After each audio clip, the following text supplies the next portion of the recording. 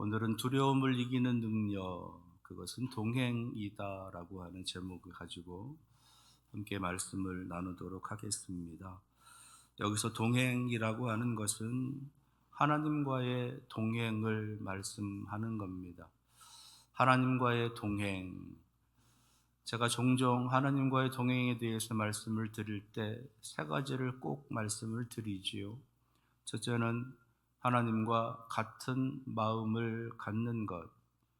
두 번째는 하나님과 같은 곳을 바라보는 것.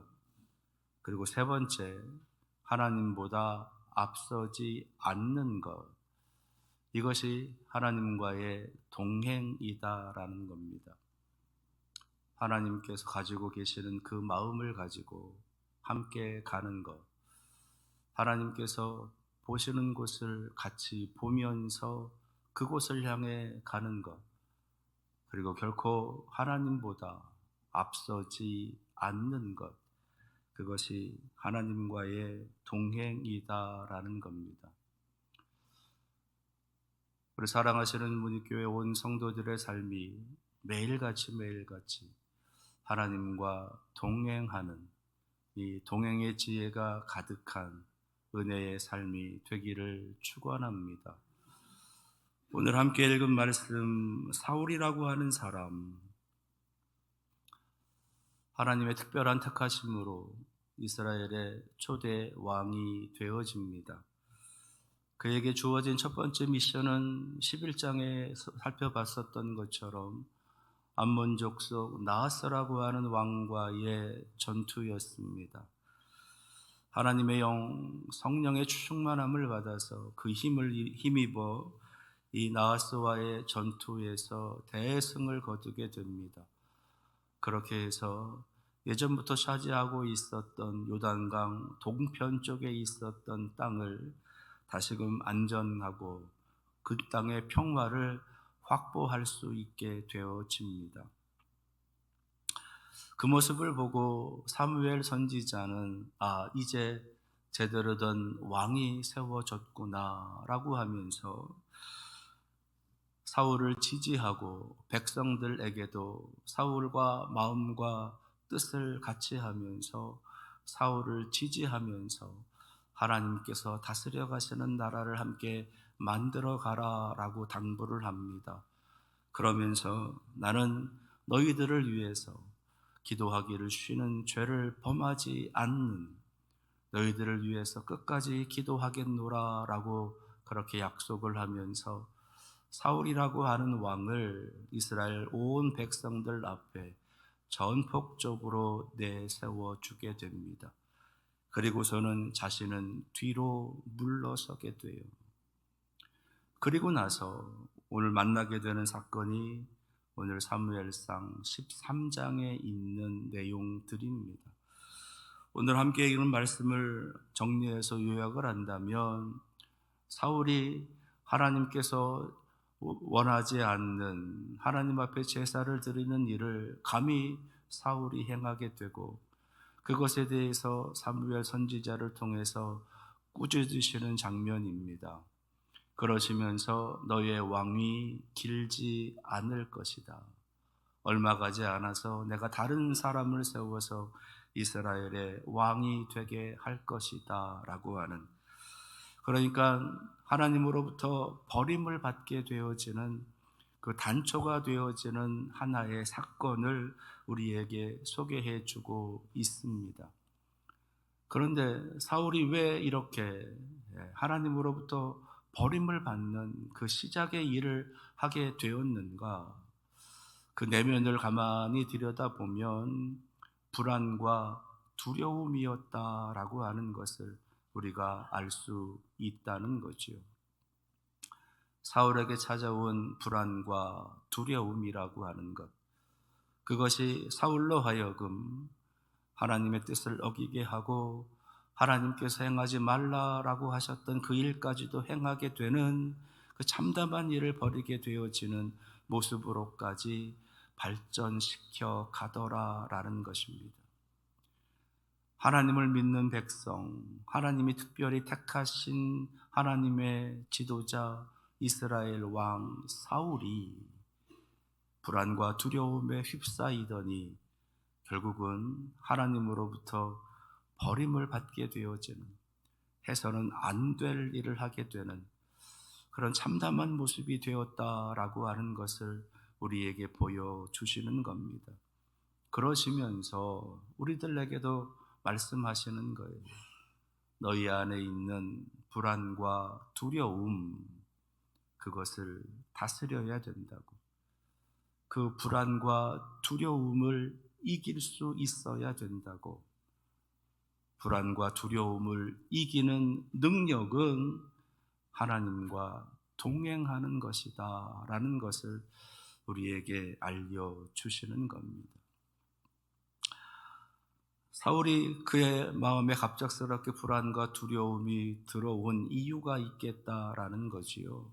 왜 그에게 그런 불안과 두려움이 들어와서 그로 하여금 해서는 안 될 일을, 참담한 일을 하게 했느냐라는 겁니다.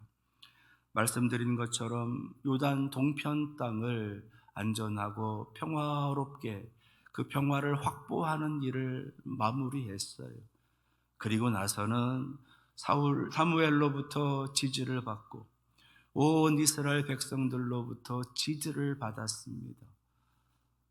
그래서 이 사울이 이제 그것에 힘을 얻어서 요단 서편 땅뿐만 아니라 요단 동쪽에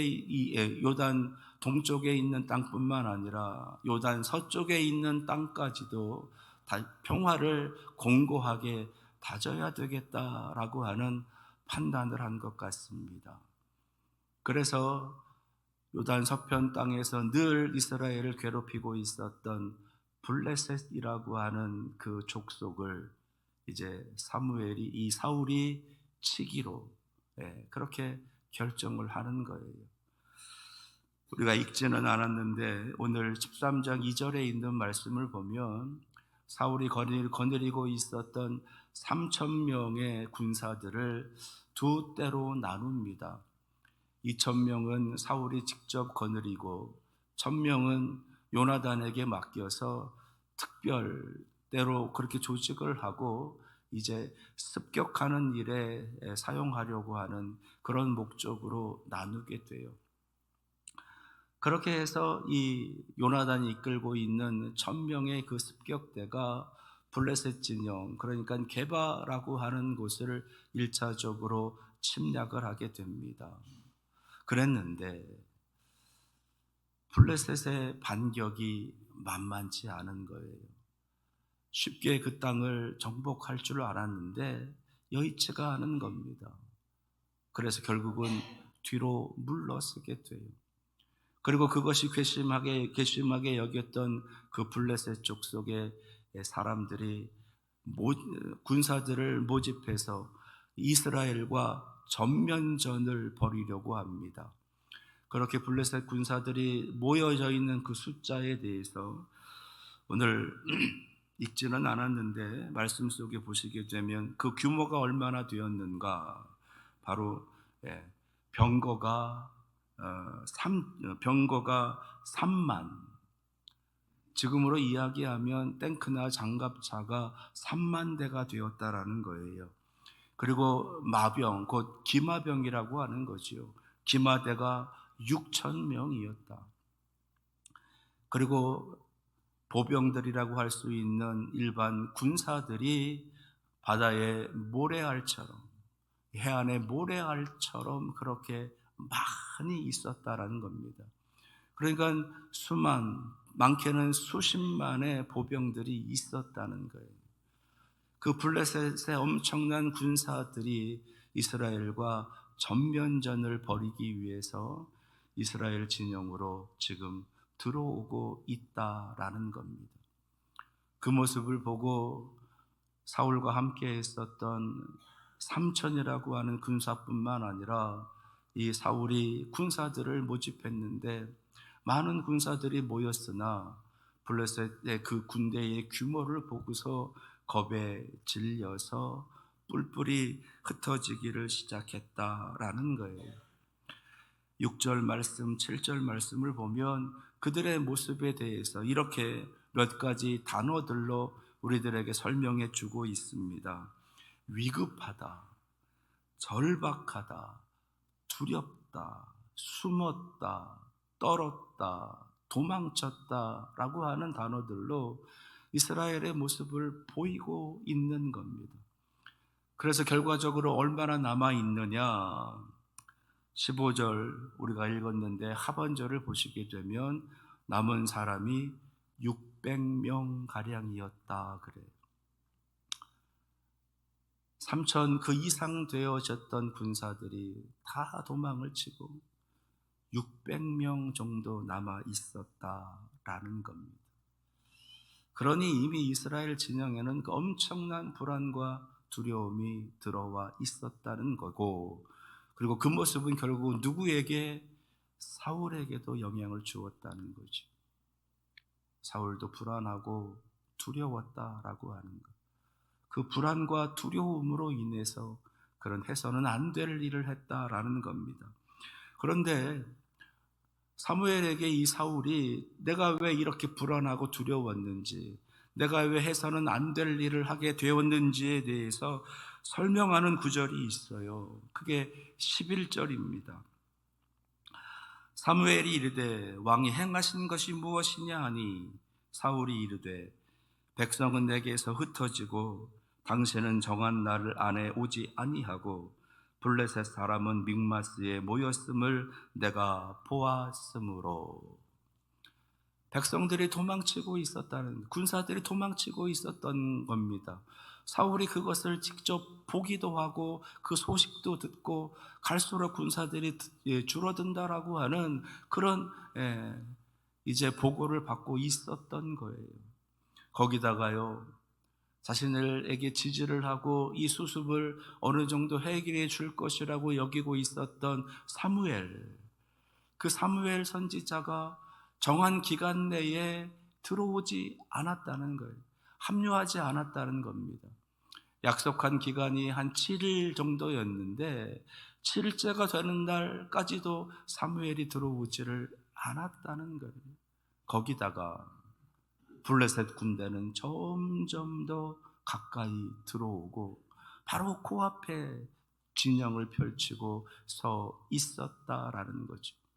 당장이라도 쳐들어와도 도저히 감당할 수 없는 그런 위협이 이 사울 앞에 펼쳐졌다라는 겁니다. 자신을 지지하고 자신과 함께하고 자신을 믿어주고 목숨을 걸고 함께 하겠노라 라고 그렇게 다짐하고 있었던 그 군사들이 도망쳐 갔다는 거죠.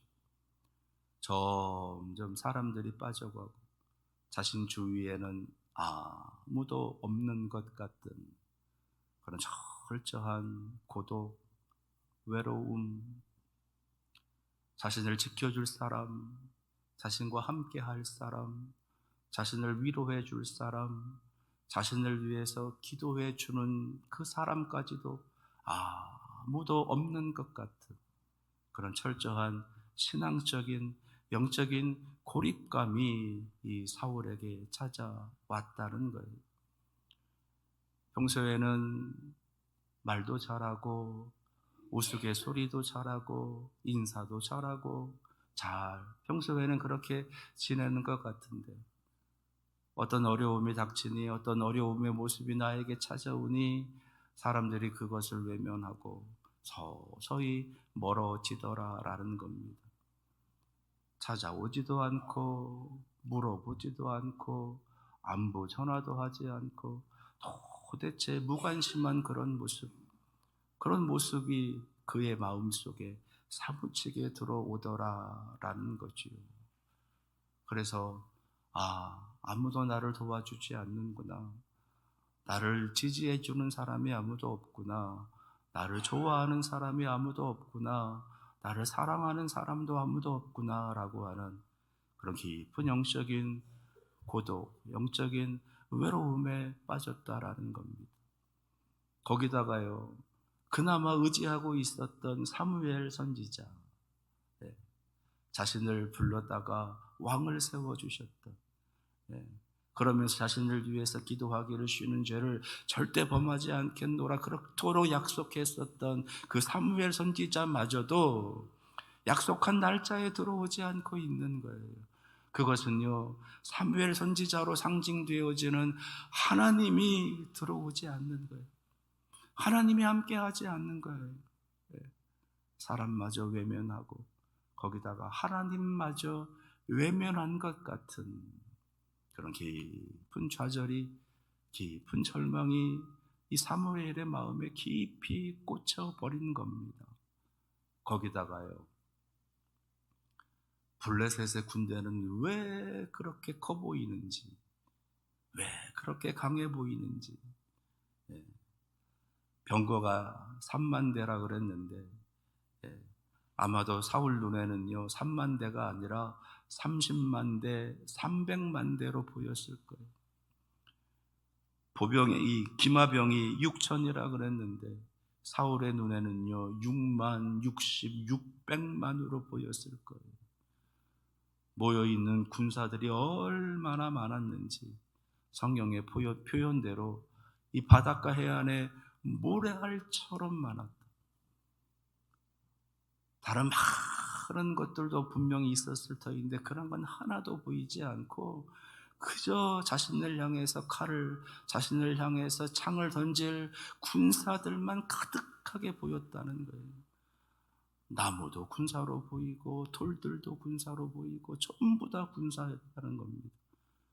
자신을 죽이려고 하는, 자신을 끌어내리려고 하는 그 악함이 그렇게 엄청난 모습으로 모여 있는 것에 기가 질리고 기가 눌려서 도무지 일어설 수가 없는 그런 상황. 그것이 지금 이 철저하게 외로이 고립되어져 있는 이 사울에게 찾아온 불안과 두려움이었다라는 겁니다. 그런 상황에서 사울이 한 가지를 선택을 하는 거예요. 그게 뭐냐? 내가 직접 하나님 앞에 번제를 드리겠다. 내가 하나님 앞에 화목제를 드리겠다. 그래서 이 문제를 내가 해결해야 되겠다.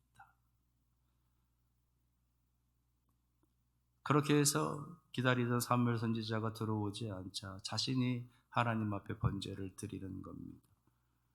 그렇게 해서 제사를 드리고 났더니 누가 와요? 사무엘이 와요. 사무엘. 얼마나 놀랐을까. 그래서 사무엘에게 자신의 형편에 대해서 이야기를 해주는 거예요.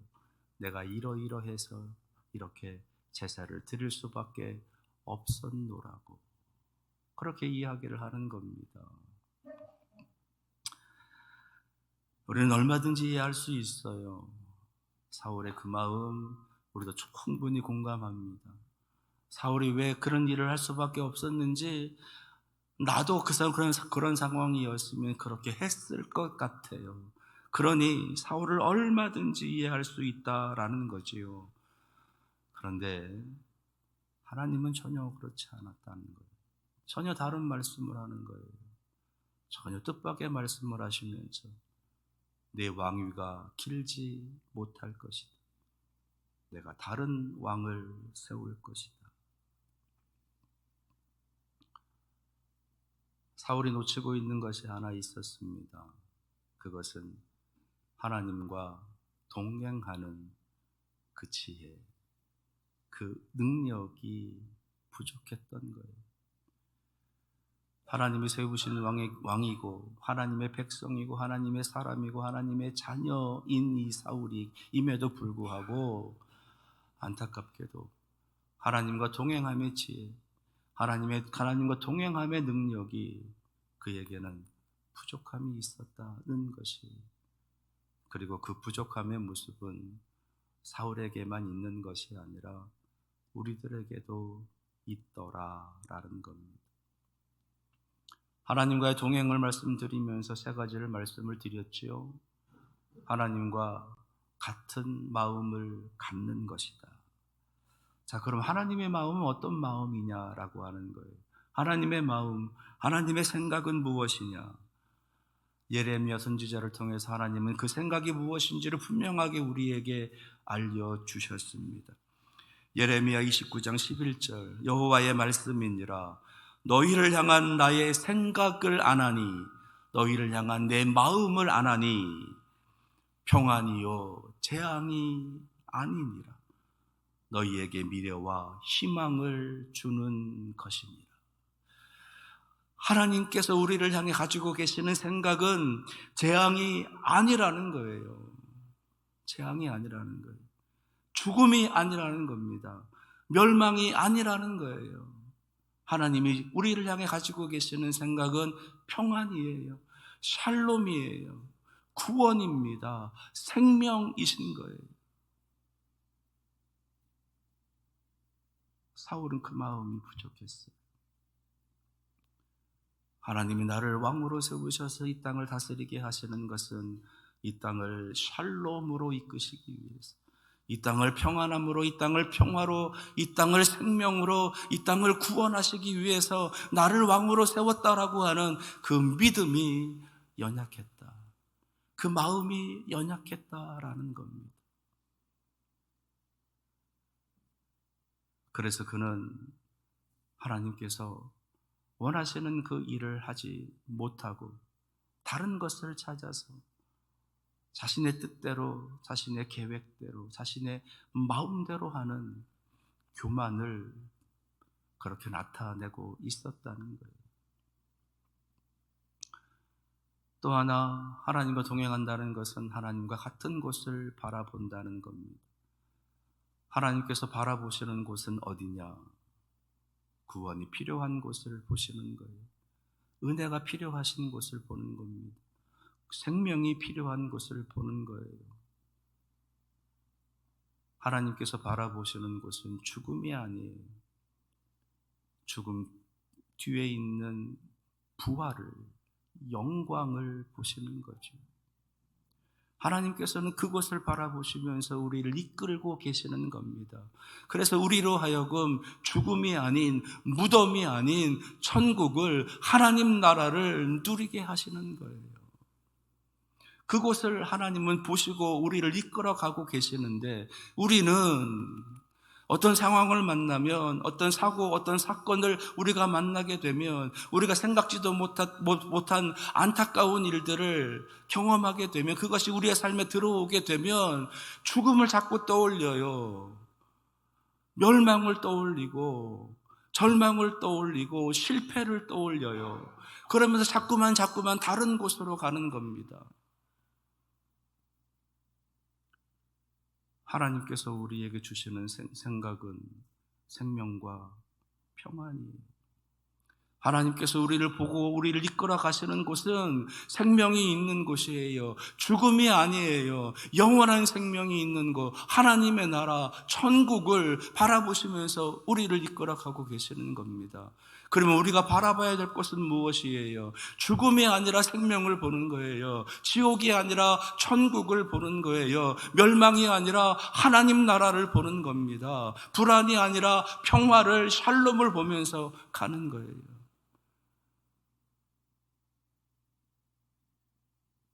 자기 같은 사람도 왕으로 세워주신 하나님, 지금까지도 이스라엘을 지켜주신 하나님, 이스라엘로 하나님의 거룩한 백성으로 그 땅을 차지하면서 살게 하신 그 하나님, 그 하나님이 나를 통해서도 그렇게 역사하실 것이라고, 나를 통해서도 이 나라를 지켜주실 것이라고, 나를 세워주시는 이유는 멸망이 아니라 생명이고 구원이라고 그렇게 외치면서 기다렸어야 되는 거예요. 하나님 임하여 주시옵소서. 나에게 하나님의 영이 임하셔서 내가 저 나하스와의 전쟁에서 대승을 거두었던 것처럼 이번에도 나에게 임하여 주셔서, 나에게 오셔서 이번 전투에서도 승리하게 하옵소서. 기도해야 했어. 사무엘 선지자를 기다렸어야 됐고 하나님을 기다렸어야 됐다는 겁니다. 자꾸 사람들은 다른 걸 찾아요. 자꾸 다른 걸 만들어요. 그게 이제 우상이 되는 거죠.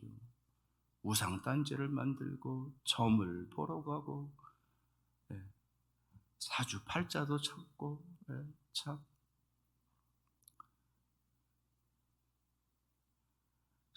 그렇게 해서 만들어 놓은 수많은 이 땅의 종교들, 사이비, 이단들이 있는 거예요.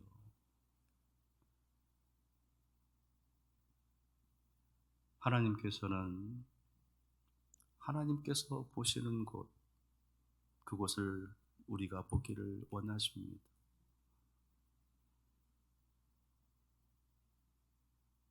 최근에 저희 가정에도 좀 안타까운 소식이 들어왔어요. 안타까운 정보가 들어왔어요. 그 얘기를 딱 듣는데요. 아우, 진짜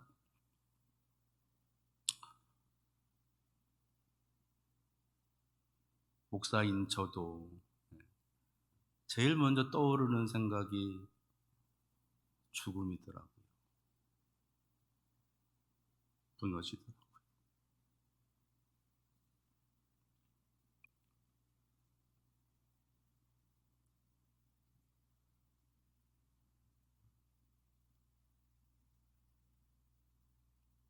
그렇게 지금 한 2주간의 삶을 가고 있는데, 그러면서 제가 깨달은 게 있어요. 그게 뭐냐? 하나님과 동행하는 거, 마지막 3번째. 하나님보다 앞서지 않는 거. 앞서지 않는 거. 자꾸 앞서가더라고요. 제가. 자꾸 앞서가요. 앞서가요. 아직 결정된 것도 없어요. 어떻다라고 나온 것도 없어요. 근데요, 자꾸 앞서가요, 제가. 자꾸 앞서가요. 먼저 걱정하고, 먼저 두려워하고, 아직 닥쳐지지 않은 일까지도 막 상상하면서 혼자서 막 울고 있는 거예요. 그러면서 막 과거에 있었던 일, 제가 잘못한 일, 막 그런 게 확 떠올라요. 막 떠올라. 그러면서 자꾸 저를 초라하게 만들고, 자꾸 못되게 만들고, 너는 그래서 안 됐었어. 네가 잘못한 거야. 그러면서 막 자책하게 만들더라고 더라는 겁니다. 그러니까 하나님이 보시는 거 보지도 못해요. 하나님의 마음 들어오지도 않아요. 내가 하나님보다 앞서가니까 그것이 죽음이고 그것이 멸망이더라라는 것. 그러면서 마음을 다잡으면서 기도하기를, 하나님, 아직 아무것도 정해진 것이 없잖아요. 하나님, 이 마음 머물게 하옵소서. 머물게 하옵소서. 여기서 한 걸음도 나가지 않고 멈추게 하옵소서. 그렇게 기도하면서, 네, 겨우겨우 좀 마음을 잡고 있는 거죠. 근데요, 그렇게 쉽지 않아요. 자꾸 앞서가려고 그래요. 자꾸 앞으로 가요. 하나님보다 앞서가지 않는다는 거요, 얼마나 힘든 일인지 몰라요. 조금만 기회가 있으면 뛰어가려고 그래요. 조금만 기회가 있으면 막 뛰어가면서 하나님 빨리 오라고, 빨리 오라고, 빨리 와야 된다고. 심지어는요, 하나님을 막 조종하려고 그래요. 하나님, 거기 아니에요, 거기 아니에요. 이쪽으로 가셔야 됩니다. 이렇게 하셔야 돼요. 하나님, 지금 그렇게 하면 안 돼요, 안 돼요. 이렇게 하셔야 돼요.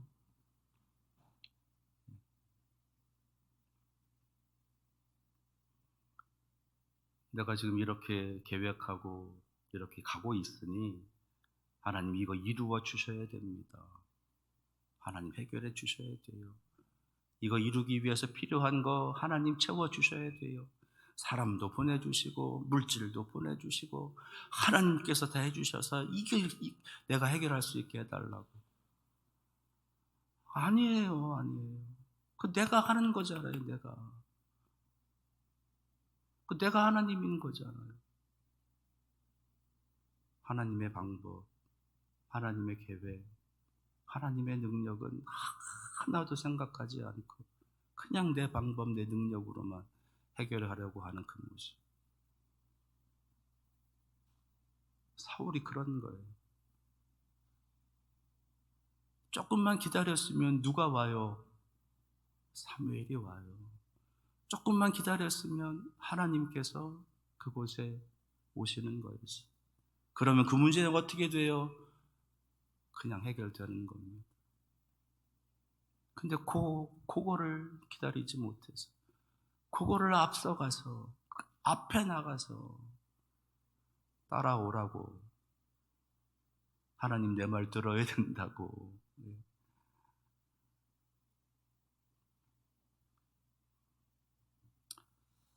출애굽기 12장에 보시면 하나님께서 이스라엘 백성들, 광야에서 나온 이스라엘 백성들에게 이렇게 말씀하시는 구절이 있습니다. 여호와께서 그들 앞에서 가시며 낮에는 구름 기둥으로 그들의 길을 인도하시고 밤에는 불 기둥을 그들에게 비추사 낮이나 밤이나 진행하게 하시니 낮에는 구름 기둥 밤에는 불 기둥이 백성 앞에서 떠나지 아니하니라.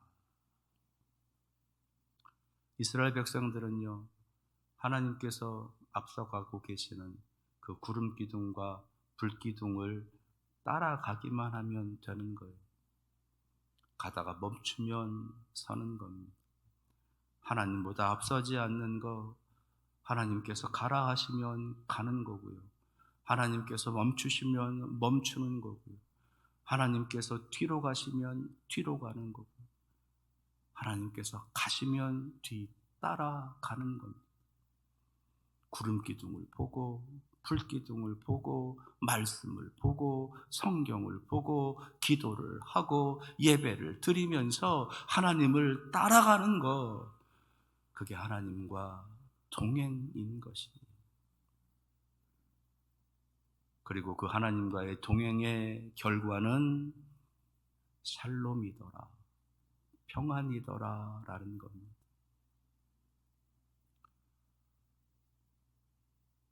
불안과 두려움이라고 하는 안타까운 마음이 우리의 삶에 끊임없이 들어오실 거예요. 그 불안과 두려움에 휩싸여서 믿음의 사람으로 살아가야 되지 않을 어리석음으로 살아가지 말고 믿음의 사람으로 굳건히 지켜가는 그 놀라운 능력을 받으시는 여러분 되시기를 바랍니다. 그 능력은 뭐냐? 그 불안과 두려움을 이기는 능력, 그것은 하나님과의 동행입니다. 하나님과 같은 마음을 품고 하나님과 같은 곳을 바라보면서 하나님보다 앞서지 않는 하나님의 뒤를 따라가시는 여러분들 되시기를, 그래서 여러분들의 삶이 바로 하나님 나라, 그곳이 천국을 누리시는 여러분들 되시기를 축원합니다. 기도하겠습니다. 하나님과의 동행의 결과는 평안입니다. 평안을 깨뜨리는 모든 불안과 두려움을 이기는 능력은 하나님과의 동행입니다. 같은 마음을 품고 같은 곳을 바라보며 하나님 따라가는, 결코 하나님보다 앞서지 않는 순종의 삶을 살아가는 우리 사랑하시는 성도들 이끌어 주옵소서. 예수 그리스도의 이름으로 기도합니다. 아멘.